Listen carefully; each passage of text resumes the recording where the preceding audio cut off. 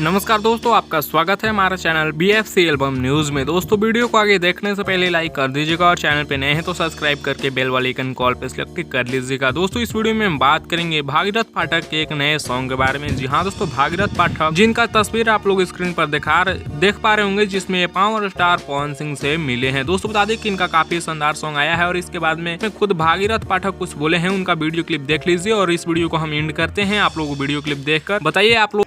नमस्ते प्रणाम। हम गायक गीतकार भागीरथ पाठक आप सबके बता दें कि एगो हमरा ऑफिशियल चैनल पर भागीरथ पाठक ऑफिशियल पर एगो गीत आइल बा, जौना गीत के टाइटल बा साउथ के हीरोवा, जौना में हमारा लाइन बा कि सोना सोनो से ज़्यादा चमको तारू, कबली तर लगा के गमको तारू, पातर कमर तोहर लागेला पतरी लवंगिया जान।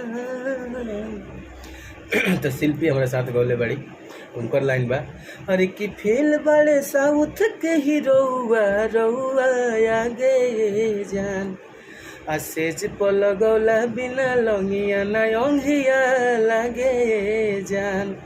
तो आप सब जाइए भागीरथ पाठक ऑफिशियल के सब्सक्राइब करी, आशीर्वाद दी, ये गाना के भी आशीर्वाद दी। जय माता दी, सबके प्रणाम, गोला दानी, जय भोजपुरी।